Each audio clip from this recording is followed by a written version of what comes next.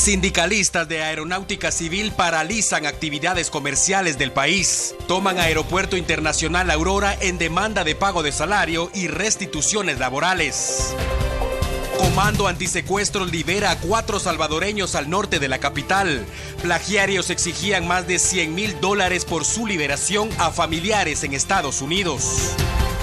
Accidentes de tránsito en el interior de la República dejan 3 personas fallecidas y 5 más resultaron heridas. Brian Jiménez niega acusaciones en su contra, pero prefiere resolver su situación legal en Estados Unidos. 4 exmilitares acusados de delitos de lesa humanidad fueron ligados a proceso penal. Futuro judicial de otros 14 implicados se conocerá mañana. Primer grupo de cubanos varados en Costa Rica fueron trasladados a México. Su paso por Guatemala fue fugaz y custodiado por la Policía Nacional Civil. Presidente Alejandro Maldonado celebra actividad de despedida en el Palacio Nacional de la Cultura. Jimmy Morales a pocas horas de ser juramentado como nuevo mandatario. Gobiernos de Irán y Estados Unidos logran acuerdos para liberación de barcos estadounidenses que violaron soberanía de Medio Oriente. Guatemalteco Walter Claverí se posiciona como candidato favorito para dirigir la selección nacional de fútbol. Excelente noche de miércoles y bienvenidos a T13 Noticias. Los saludan Angélica Quiñones y Alan Alfaro. Lo más completo de la información nacional e internacional en 60 minutos. Gracias por su sintonía.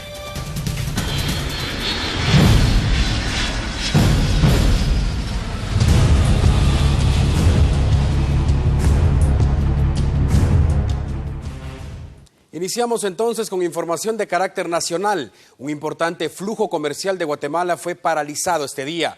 Trabajadores de Aeronáutica Civil decidieron manifestar su rechazo a decisiones administrativas de una manera que viola los derechos de otras personas. Les damos la bienvenida a bordo de este vuelo con destino a Guatemala. Queremos ofrecer un saludo especial a nuestros clientes. Una terminal aérea es una ventana al mundo. Un lugar de movimiento comercial continuo que funciona las 24 horas, porque representa una parte fundamental para la economía de cualquier país. En Guatemala, el Aeropuerto Internacional Aurora es esa ventana y su funcionamiento debe garantizarse sin excepción alguna. En ese lugar, todos los días hay despegues y aterrizajes y naves que salen y llegan de distintas partes del mundo. Trasladan personas y todo tipo de productos, y pese a las constantes quejas sobre el servicio en Aurora, el resultado de una inspección realizada recientemente lo sigue catalogando como una terminal aérea internacional, y ello reafirma su importancia para el país. Sin embargo,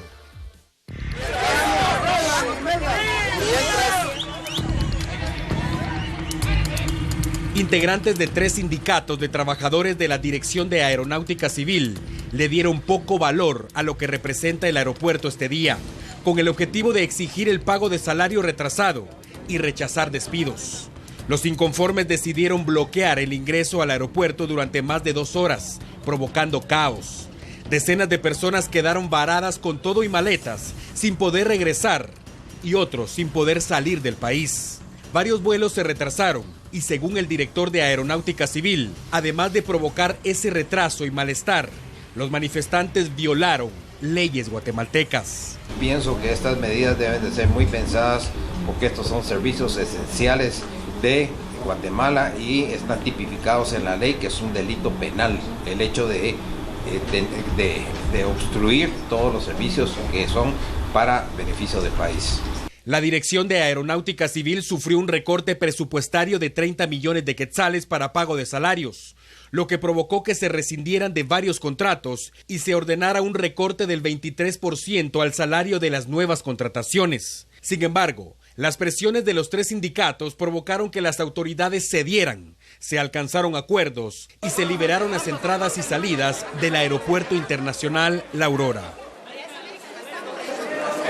El primer acuerdo al que llegamos es que el día de hoy se le está dando instrucciones a la Dirección General de Aeronáutica Civil de que trabajen con hacer las contrataciones del 100% de personal y de servicios que se tenían contratados al año pasado. Es decir, no se va a cancelar ninguno de los contratos de las personas que se tenían. Parte de los acuerdos incluye que todos los contratos serán firmados, pero únicamente para 2 meses. Tiempo en el que se procederá a una inspección laboral a lo interno de la institución y quienes no aprueben esas evaluaciones serán despedidos.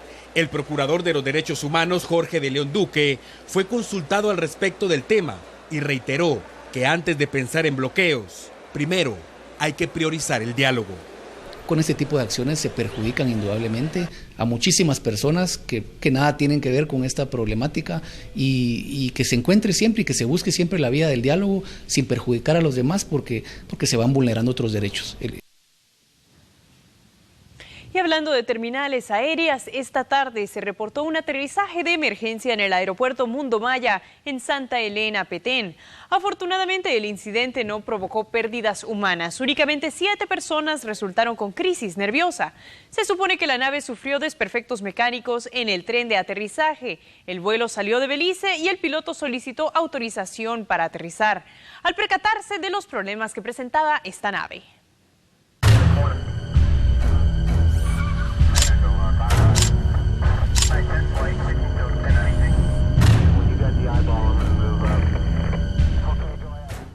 El Comando Antisecuestros de la Policía Nacional Civil trabajó al norte de la capital como lo hace habitualmente, en silencio y de manera efectiva. En este caso se logró la liberación de 4 salvadoreños sin percutar un solo tiro. En seguimiento a una denuncia emitida desde El Salvador, las autoridades allanaron esta madrugada una residencia marcada con el numeral 055 en la Quinta Avenida Cantón Punta del Pueblo, municipio de San Pedro Ayampuc. El objetivo de las autoridades era desarticular una estructura criminal dedicada a la trata de personas. En el domicilio fueron rescatados 4 ciudadanos salvadoreños de 9, 11, 13 y 18 años. Todos permanecían retenidos por Rosa Abigail Pineda, de 24, y la salvadoreña Carmen de Los Ángeles Arias, de 42, junto a otros integrantes de la estructura. Exigían más de $100,000 equivalentes a más de 760,000 quetzales a sus familiares en los Estados Unidos, a cambio de su liberación o de no asesinarlos. El operativo fue realizado por la Policía Nacional Civil con apoyo de delegados de la Procuraduría General de la Nación, que deberán velar por la custodia de los menores de edad hasta que sus padres o alguna persona con representación legal reclame su custodia. Lo que hace vulnerable a estas víctimas, que son niñas, son adolescentes, no vienen acompañados de ningún adulto, entonces pues, definitivamente son víctimas vulnerables para que estas estructuras puedan negociar directamente con los familiares en Estados Unidos. Recibimos una denuncia de parte de la Fiscalía de El Salvador, en donde se nos indicaba de que habían 3 adolescentes retenidos acá en Guatemala que habían sido secuestrados el día viernes. Esta jornada quedó marcada por accidentes de tránsito en el interior de la República que dejaron a 3 personas fallecidas. Iniciamos la cobertura en el departamento de El Progreso. Bomberos voluntarios lograron extraer los cuerpos de 2 personas fallecidas que viajaban en un camión procedente de San Salvador, tras impactar contra la parte lateral de un contenedor sobre la carretera al Atlántico, kilómetro 66.5, jurisdicción del municipio de Guastatoya, departamento del Progreso. Según informaron compañeros de las víctimas, los fallecidos son Jaime Iván Serna Mejía, de 42 años, y Wilfrido Ordóñez Hernández, de 54. Según los cuerpos de socorro, el percance pudo darse debido a que llovía en horas de la mañana y el paso del tránsito fue cerrado por más de hora y media, lo que provocó gran congestionamiento vial de hasta 10 kilómetros en ambas vías. En Huehuetenango, un percance vial provocó la muerte de un adolescente. Lo impactante de este caso es que el piloto del vehículo involucrado es el padre de la víctima. El menor Marcos Stuart Muñoz Camey, de 15 años, falleció al quedar bajo los hierros retorcidos al volcar el camión en el que viajaba en el lugar conocido como Malpaso de la aldea Patio de Bolas del municipio de Chiantla, Huehuetenango. Vecinos comentaron que el camión, el cual se dirigía hacia el municipio de Santa Cruz Varillas, al llegar a este lugar donde hay un tramo de tercería, no pudo subir y se vino de retroceso. Según los vecinos, el piloto o padre del menor, José Elías Muñoz Arana, de 45 años, para no irse a un barranco de más de 500 metros, metros, giró el camión hacia un pequeño bordo de tierra donde las llantas traseras subieron por completo, provocando que volcara. El menor, al ver que el camión estaba cayendo, se lanzó y debido a eso, media parte de su cuerpo quedó bajo los hierros retorcidos, por lo que los vecinos llegaron a rescatarlo y lo subieron a bordo de un pick-up, en el que trataron de trasladar a un hospital. Sin embargo, al revisarlo confirmaron que ya no presentaba signos vitales. El padre del menor y 3 personas más que también se conducían en el camión fueron atendidos por los bomberos voluntarios debido a que presentaban crisis nerviosa. En Huehuetenango reporta para T13 Noticias Daniel Méndez. Compromiso más allá de la información. Información difícil de escuchar, pero finalizamos este tema sobre accidentes de tránsito en el departamento de Quiché. En este último caso, afortunadamente, no hubo víctimas mortales. Sin embargo, 5 personas resultaron heridas. 5 miembros de una familia, entre ellos 3 niños, resultaron heridos cuando el vehículo tipo pick-up en el que viajaban se accidentó en el kilómetro 150, jurisdicción de Cepelá, ruta de Chichicastenango a Santa Cruz del Quiché. Del cual se trasladaron a 5 personas de emergencia hacia el Hospital Nacional de Santa Cruz de Quiché, correspondientes a los nombres de Mario René García, 34 años, Marisol, de 26 años, Dairin, Kaylee y Josué, de meses, todos de apellido García Castro, los cuales se dirigían según nos informa don Mario, que venían desde San Marcos hacia Santa Cruz de Quiché. Con imágenes de Kevin Rodríguez, reportó desde Quiché, Oscar Toledo. Bien, y vamos a finalizar nuestro primer bloque informativo con los detalles del asesinato de un presunto delincuente en la zona 5 de la capital. El crimen ocurrió en un sector de la colonia San Pedrito, según las investigaciones preliminares. El hombre, que no fue identificado, era acompañado por otro sujeto y tomaban por asalto a transeúntes a quienes amenazaban de muerte para que entregaran sus pertenencias. De manera extraoficial se dice que una mujer que caminaba por el lugar llevaba arma de fuego y cuando los sujetos intentaron asaltarla, disparó contra ellos en repetidas ocasiones. Uno de los supuestos delincuentes falleció en el lugar y el otro fue trasladado con heridas de bala a la emergencia del Hospital General San Juan de Dios. Con esto vamos a la pausa y enseguida estamos de regreso con más noticias.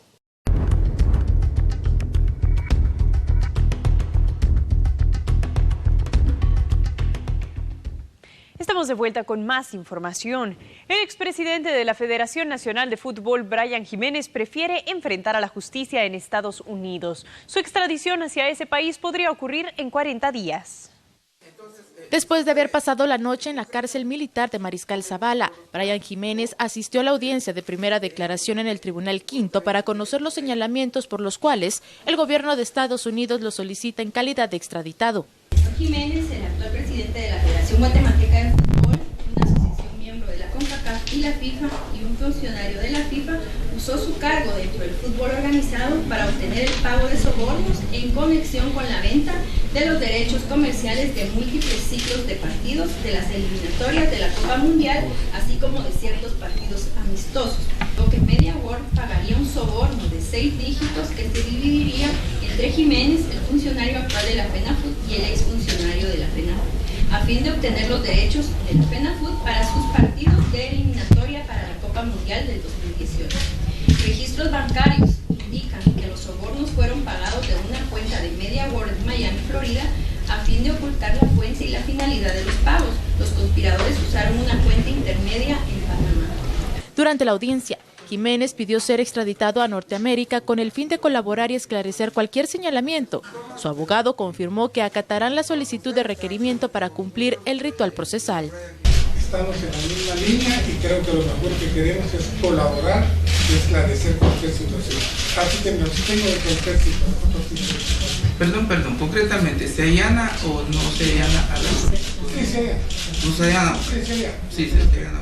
El tribunal admitió que Brian Jiménez sea extraditado al país del norte y guarde prisión preventiva en la cárcel Mariscal Zavala mientras se efectúa el proceso. Sigue prófugo el guatemalteco Rafael Salguero, ex vicepresidente de la Confederación Norte, Centroamérica y del Caribe de Fútbol CONCACAF. Al finalizar la audiencia, esta tarde se conoció la noticia que el Tribunal de Honor del Colegio de Abogados y Notarios de Guatemala confirmó la sanción de suspensión de 1 año de labores y el pago de una multa de 5,000 quetzales para el abogado Francisco García Gudiel, actual abogado defensor de Brian Jiménez, por haber faltado el respeto a la jueza presidente del Tribunal de Mayor Riesgo A, Yasmín Barrios, durante el juicio de genocidio contra el ex jefe de facto, José Efraín Ríos Montt. Continuando con temas judiciales, acusados de la desaparición de un adolescente en la década de los 80, 4 exmilitares fueron ligados a proceso penal y enviados a prisión preventiva. Los 4 militares que son acusados por el Ministerio Público de la desaparición forzada del menor de edad Marco Antonio Molina Thyssen el 6 de octubre de 1981 fueron ligados a proceso penal por la jueza Judith Secaida, quien preside el juzgado quinto del ramo penal. El Ministerio Público logró presentar ante la juzgadora que existen los suficientes medios de prueba para lograr procesar a los 4 elementos castrenses. Los delitos por los que deberán enfrentar a la justicia son desaparición forzada y deberes contra la humanidad. El delito de agresión sexual contra la hermana de la víctima, Emma Molina Thyssen, fue desestimado por la jueza por falta de mérito. En cuanto a este delito, considera la juzgadora que sí pudiesen haber cometido o participado, pero es probabilidad. Aquí no estoy diciendo que son culpables o son inocentes, porque no es esa el rol que desempeña el juez en esta fase del proceso. Pero si la juzgadora no hay duda, como lo dijo algunos de los abogados, no tengo dudas sino probabilidades. Tras conocerse el dictamen de la jueza contralora del caso, el Ministerio Público solicitó que los 4 acusados permanecieran en prisión preventiva para evitar obstaculización a la averiguación de la verdad y una posible fuga. También concurre en este caso la posibilidad de peligro de fuga en virtud de que los sindicados son personas de amplios recursos con contactos con personas en el extranjero. Algunos de ellos han ocupado puestos en aduanas o en migración y han sido jefes de Estado también. La solicitud fue aprobada y los 4 militares fueron enviados a la Brigada Militar Mariscal Zavala.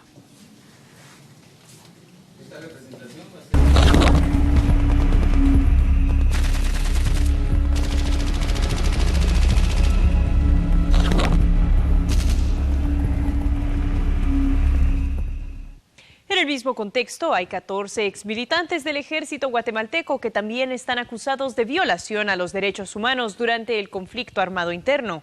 Ellos conocerán su futuro judicial mañana. Durante la continuación de audiencia de primera declaración en el caso penal que se lleva contra los 14 militares en situación de retiro señalados de participar en desapariciones forzadas y delitos contra los deberes de la humanidad, el Ministerio Público presentó como anticipo de prueba la declaración de testigos protegidos por medio de audios y ocultando su identidad, donde narraron las torturas y asesinatos que se realizaron en la zona militar 21 en Alta Verapaz durante el conflicto armado interno. Durante la declaración de uno de los testigos, mencionó que la zona militar estaba a cargo en ese entonces del comandante Ricardo Méndez Ruiz Rohrmoser y fue visitado por poco tiempo por el jefe de facto de ese entonces, José Efraín Ríos Montt, quien solo dijo unas pocas palabras a los militares presentes y antes de irse de la base militar en un helicóptero les pidió portarse bien. Según el Ministerio Público, los 14 militares habrían participado en al menos 4 casos documentados en San Cristóbal, Aldea Pamanchán y en Río Negro, todos en Alta Verapaz. Los oficiales se negaron a declarar por los señalamientos en su contra y será hasta este jueves que la jueza Claudette Domínguez determine si son ligados a proceso. Por otra parte, el juez que ordenó el embargo de las cuentas bancarias y propiedades de Roxana Valdetti continuará conociendo el proceso penal contra la exfuncionaria. Con base en lo considerado y leyes citados por unanimidad, declara sin lugar la recusación promovida por Ingrid Roxana Valdetti Elías en contra del señor juez de primera instancia de extinción de dominio de la República de Guatemala, juez y abogado Marco Antonio Villeda Sandoval. Esta fue la decisión de los jueces que integran el Tribunal de Apelaciones de Extinción de Dominio respecto a la solicitud planteada por la ex vicepresidenta de la República Roxana Valdetti y su abogado defensor contra el juez de extinción de dominio Marco Antonio Villeda. a criterio de los jueces que conocieron la apelación. La decisión del juez Villeda Sandoval estuvo apegada a derecho y en ningún momento existió parcialidad. La decisión de los togados autoriza que los 8 inmuebles a nombre de Roxana Valdetti y los más de 7 millones de quetzales en sus cuentas bancarias continúen bajo administración de la Secretaría Nacional de Administración de Bienes en Extinción de Dominio. Además, que el juez Marco Antonio Villeda continúe conociendo el proceso legal que determine si dichos bienes fueron adquiridos de manera ilícita por la ex vicemandataria y si deben pasar a nombre del Estado guatemalteco. En los tribunales de justicia hubo otras audiencias celebradas en este día y otras tantas aplazadas. A continuación, un resumen de lo más importante en el ámbito judicial. El Centro de Acción Legal, Ambiental y Social Calas planteó un antejuicio contra el presidente Alejandro Maldonado Aguirre y el viceministro de Trabajo Rolando Figueroa Pérez por los salarios diferenciados, argumentando que los funcionarios son señalados por violación a la Constitución, incumplimiento de deberes y abuso de autoridad. Caso Sicavisa, la audiencia que se tenía programada para definir si Joaquín Flores, cuñado de Roberto Barreda, queda libre de enfrentar juicio, fue suspendida por el juez de mayor riesgo B. Miguel Ángel Gálvez, luego que la CC ordenó al juzgador emitir una nueva resolución en la cual deje fuera del caso Sicavisa a Flores por ser cuñado de Barrera de León. Gálvez suspendió la audiencia indicando que no posee el expediente para resolver como se lo ordenó el máximo órgano jurisdiccional. Y en el juzgado séptimo penal se suspendió a petición del Ministerio Público la audiencia de imputación de hechos en contra del exalcalde de Chinautla, Arnoldo Medrano, quien es señalado de cobrar de forma ilegal el impuesto único sobre inmueble. El abogado defensor Gustavo Juárez dijo que la Contraloría de Cuentas estableció que no se cometió ningún delito. Luego que la Contraloría General de Cuentas, a través de una auditoría, estableció que no se cometió ningún delito en el cobro del YUSI, la fiscal del caso solicitó tiempo para analizar lo resuelto por la Contraloría y determinar si Medrano debe enfrentar un nuevo proceso penal.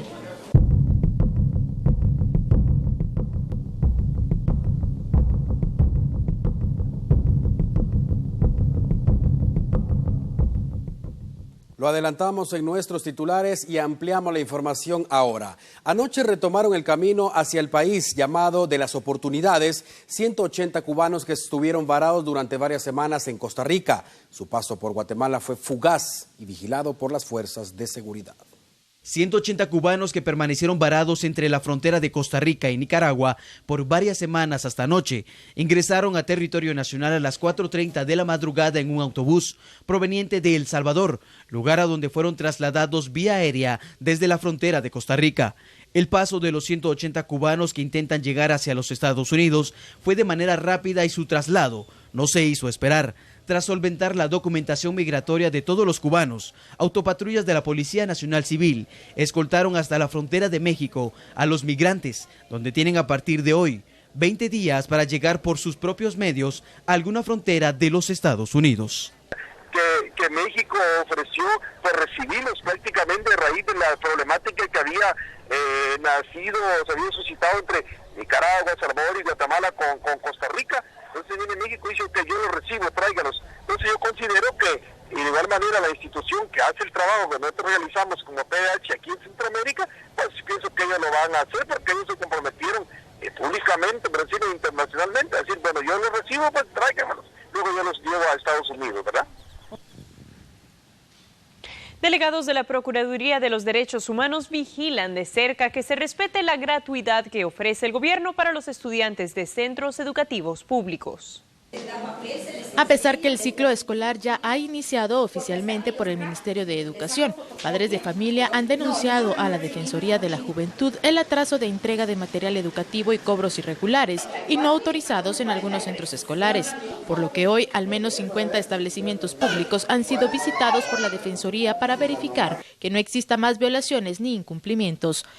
Son algunas de las áreas las que hemos estado monitoreando, particularmente el tema de cobros por inscripción, el tema también de uso de uniformes, útiles escolares, los insumos de la refacción, y la información que se tiene es que en la mayoría de centros educativos el Ministerio de Educación quedó adeudando una parte del fondo de gratuidades del año pasado. Los útiles escolares fueron entregados fuera de tiempo, se solicitan libros de texto y se han dado ya listas de útiles escolares debido a que el Ministerio de Educación aún no ha enviado los útiles escolares de este año. De esa cuenta también algunos de los fondos sirven para el tema de pago de extracción de basura, insumos de limpieza, que el Ministerio de Educación no ha trasladado lamentablemente. Entonces, de esa cuenta los padres de familia acceden a poder pagar algún tipo de cuota para que sus hijos e hijas puedan ir y que puedan tener los insumos para arrancar el año, ya que normalmente se nos ha informado que en el mes de abril o mayo es que llegan los primeros recursos que el Ministerio de Educación envía a los centros educativos. Hasta el momento se han denunciado el atraso de la entrega de las bolsas con materiales didácticos y cobros irregulares, por lo que la Defensoría de la PDH realizará una visita a los municipios aledaños de la ciudad capital y dar seguimiento a las denuncias de padres de familia. Maestros de Sololá están siendo capacitados para garantizar la calidad educativa de niños que sufren problemas visuales. Los detalles de esta noticia con nuestro colaborador Mario Guzmán. Maestros de la cabecera departamental de Sololá recibieron un taller relacionado al programa Visión Saludable, avalado por el Ministerio de Educación y la Unidad de Oftalmología, donde se están preparando a los docentes para que puedan realizar el tamizaje con el fin de beneficiar a los niños que padecen de problemas visuales. Hoy por hoy tenemos ya niños con problemas de miopía, hipermetropía y astigmatismo, básicamente para detectar algunos problemas visuales que les afecte en su proceso de formación, sobre todo que les dificulte la lectura comprensiva. Para la unidad de oftalmología, el proceso se dirige a los niños de primaria en las edades de 5 a 17 años para poderles corregir los problemas de la vista. Primordialmente, los maestros nos ayudan bastante a poder ellos determinar qué niños son los que principalmente tienen el problema. Se les da capacitación para ellos poder localizar a estos niños que puedan tener defectos refractivos. Y nosotros llegamos, luego de que ellos nos entregan una boleta con esos listados, a chequear a los niños que aparentemente necesitan la graduación o que tienen problemas como de conjuntivitis, algunas patologías para poder incluso referir para hacer la cirugía, todo eso sin costo. Son varias las empresas que brindan el financiamiento para poder ayudar a esta niñez, ya que son más de 170 escuelas que se encuentran en el proyecto. Con imágenes de Víctor Roas, reporta Mario Guzmán para T13 Noticias, compromiso más allá de la información. Gracias por continuar con nosotros. El Palacio Nacional de la Cultura fue escenario esta noche de una actividad celebrada por el presidente Alejandro Maldonado en compañía de otros funcionarios de gobierno y representantes de otros países. Para conocer los detalles sobre esta actividad, en este momento hacemos contacto con el periodista Milton Fernando Jack. Él es parte de la red de noticias Alba Visión. Milton, buenas noches, adelante, lo escuchamos. Compañeros, muy buenas noches, gracias por el cambio. Queremos saludar a todos nuestros amigos de T13 Noticias desde la zona 1. Y es que a pocas horas que se realice este acto tan importante para nuestro país, que es la transición de mando presidencial, esta tarde el cuerpo diplomático acreditado en nuestro país despidió al presidente de la República, Alejandro Maldonado Aguirre. Esto en presencia del vicepresidente de la República y también del canciller guatemalteco. Además estuvo presente también parte del equipo que conformó el gabinete de gobierno de Alejandro Maldonado Aguirre. Es importante mencionar que esta actividad se realizó después de que el presidente Maldonado sostuvo una reunión a puerta cerrada con el rey emérito de España, Juan Carlos, después de que este mismo arribó a la Fuerza Aérea Guatemalteca, fue trasladado hacia el Palacio Nacional de la Cultura. Es importante mencionar que a esta hora ya se pueden registrar varias calles y avenidas cerradas, precisamente de la zona 1, por lo que es importante que cada uno de nuestros televidentes pueda tomar alguna vía alterna, porque esta misma situación se repetirá en las próximas horas. Es el reporte que tenemos y el panorama de cómo se encuentra la ciudad capital a pocas horas de que se realice el acto de transición de mando presidencial. Regresamos con ustedes, compañeros, a los estudios centrales de T13 Noticias. Muy buenas noches para todos. Buenas noches, Milton, muy completo su reporte y por cierto, mañana la invitación es para que nos acompañe desde las 9 de la mañana con 30 minutos por Canal 13, transmitiremos en vivo las actividades celebradas para la transmisión de mando. Vamos a iniciar en el Congreso de la República. Con la llegada de invitados especiales y todo lo que conlleva la transición de mando, la Policía Nacional Civil activó sus protocolos de seguridad y todo el personal disponible está de alta. Desde ayer, La Policía Nacional Civil ordenó suspender descansos y vacaciones con el objetivo de que más de 35.000 efectivos puedan estar activos la presente semana y colaboren en brindar servicios durante los actos de transición de gobierno. La seguridad en el Aeropuerto Internacional Aurora y Aeronáutica Civil ha aumentado considerablemente, así como en hoteles donde jefes de gobierno y representantes de Estado de talla internacional se alojarán para participar en la toma de posesión del presidente electo Jimmy Morales. El vocero de la institución policial, Jorge Aguilar, refiere además que alrededor de 100 patrullas de la PNC y unidades motorizadas estarán en apresto para garantizar la seguridad de los funcionarios al momento que se trasladen a algún sitio. Este plan es el Plan Operativo 1-2016, que trata de la transición del mando presidencial y la toma de posesión de las corporaciones municipales 2016-2020. De esta manera, la Policía Nacional Civil ha suspendido permisos, vacaciones y descansos para tener el 100% de su personal y en este caso ha desplegado a más de 50 agentes de Policía Nacional Civil en el tema de prevención en el área perimetral del Aeropuerto Internacional La Aurora y también en un sector de la Fuerza Aérea Guatemalteca, donde en estos dos sectores donde van a arribar personas extranjeras que vienen a presenciar este acto, se les va a brindar una seguridad. Seguimos abordando el tema, pero esta vez sobre los detalles de la mesa de seguridad integrada por el Ministerio Público, Cartera del Interior y Tribunal Supremo Electoral. Anticipándose a cualquier tipo de incidente y conflictos durante la toma de posesión de las nuevas autoridades de gobierno, hoy se dio a conocer cuál será el plan de seguridad a implementar durante el 14 y 15 de enero. Ya se ha retomado la mesa de seguridad de alto nivel conformada por el Ministerio Público, Gobernación y el Tribunal Supremo Electoral. En el tema del aeropuerto, pues precisamente tal vez no es un tema precisamente electoral, pero sí es un tema de prevención en donde pues estamos atentos a cualquier situación para poder realizar las coordinaciones con la Fiscalía que corresponda en dado caso se cometiera algún delito. Lo que nos dio la tendencia a nosotros fueron los lugares en donde se registró conflictividad, lugares como Jutiapa, Santa Rosa, Malacatán. Tenemos lugares como Sololá, San Juan Zacatepeques, Chimaltenango, también tenemos nosotros acá en Guatemala pues algunos municipios. Según la Fiscalía, hasta el momento existen 900 expedientes acumulados por delitos electorales. Se han dictado 2 sentencias y 38 personas han sido ligadas a proceso. Por el delito de falsedad ideológica con propósito electoral y por el delito de perjurio. Esto es precisamente que se relaciona con el tema de los acarreos, el tema de que la población, en este caso las 38 personas, se prestaron a empadronarse en lugares en donde no les correspondía el empadronamiento. Y entonces nosotros realizamos esa investigación conjuntamente con la Inspectoría del Tribunal Supremo Electoral. El Ministerio Público indicó que se tiene identificado los puntos de conflictividad, además que se tiene habilitado el número 2411-8181 para denuncias. Aunque muchos especularon esta noche sobre quién será el presidente del Congreso de la República, la decisión será tomada mañana en el Congreso, en el Teatro Nacional, Palacio de la Cultura y Catedral Metropolitana.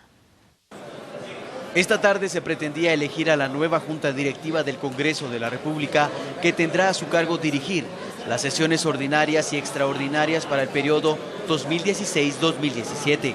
Según algunos parlamentarios, aún no existen consensos para elegir una planilla de candidatos que dirija el organismo legislativo. ¿Quién estaría apoyando? Yo votaría por el presidente actual, yo votaría por el presidente Rabesco.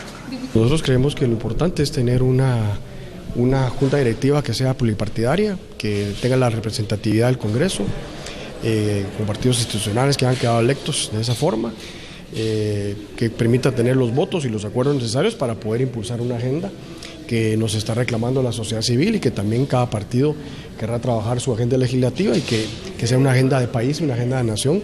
Se espera que mañana logre someterse a discusión el tema en el hemiciclo y pueda ser elegida la nueva Junta Directiva que juramente y dé posesión como presidente de la República a Jimmy Morales. Varias calles y avenidas de distintas zonas de la ciudad capital fueron cerradas desde esta noche como parte de la logística para las actividades de mañana sobre la transición de mando. A partir de esta noche se comienza el plan de seguridad en las afueras del Congreso de la República y Teatro Nacional Miguel Ángel Asturias, a pocas horas que se realice la toma de posesión de las nuevas autoridades de gobierno. Desde muy temprano, autoridades del Legislativo confirmaron que todas las invitaciones ya fueron entregadas para el magno evento y trabajadores de mantenimiento del Congreso finalizaron con los últimos detalles de limpieza, iluminación y pintura de paredes del Palacio Legislativo para que todo pueda dar inicio a las 9 de la mañana sin inconvenientes durante la juramentación de la octava legislación del periodo 2016-2020.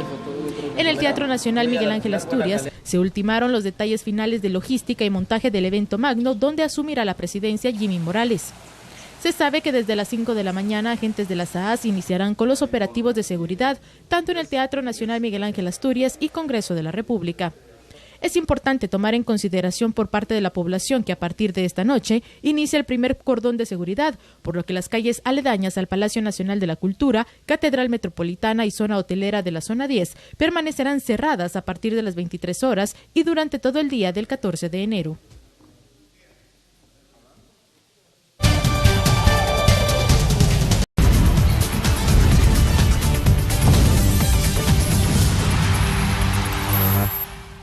Estamos de regreso y ahora vamos con lo más completo de los deportes. Vamos a iniciar con información de carácter nacional, específicamente con las declaraciones del guatemalteco Walter Claverí, quien figura para convertirse como el favorito del dirigente de la Selección Nacional de Fútbol. Hay buena disposición de parte de ellos de que las cosas sean con claridad, que sean bien, con respeto y eso es bueno.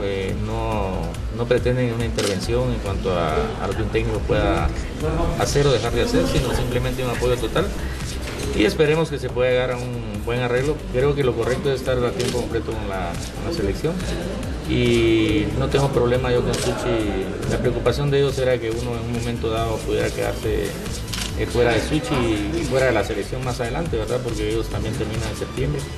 Entonces, la intención de Suchi es de que yo vuelva en cualquier momento que sea necesario cuando yo no esté acá y entonces sería lo conveniente trabajar a tiempo completo. Pero yo creo que el lunes se define. Profe, ¿por cuánto tiempo sería el contrato? Sí, hasta septiembre, hasta que ellos estén, que es el tiempo que ellos pueden arreglar por un contrato porque luego entregarán para no cometer. Se especulaba de que parte de su sueldo en selección nacional podría ser pagado por Suchitepeques, ¿eso sería así? No, para nada. No, el compromiso de la comisión es ellos responsabilizarse por el contrato. ¿Sueña usted con dirigir a la selección? Creo que es el sueño de todos los que nos dedicamos a entrenar en fútbol y a formar jóvenes o a dirigir gente de experiencia, dependiendo de las circunstancias. Siempre el sueño es dirigir una selección nacional. Yo tuve el honor de dirigir a sub-23 en algún momento dado y dirigir a mayor, pues es el sueño máximo de cualquier entrenador para tener.